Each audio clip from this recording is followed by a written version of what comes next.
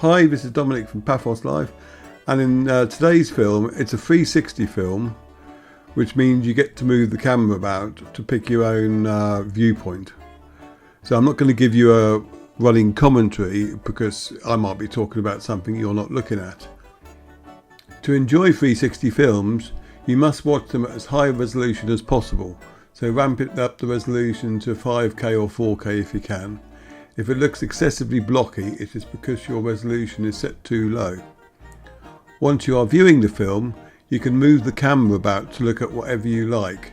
So don't wonder why it's just looking at a wall or something. On a tablet or phone, just swipe in the way you want to go. On a computer, use the mouse or the W, A, S and D keys to point the camera.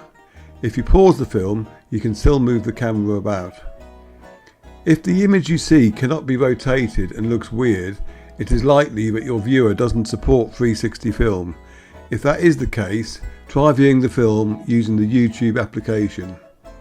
And if you really do hate 360 films, we have done a flat perspective version of this where I basically pick the route and you just get the one image with some commentary, so you can watch that one instead. Okay, cheers.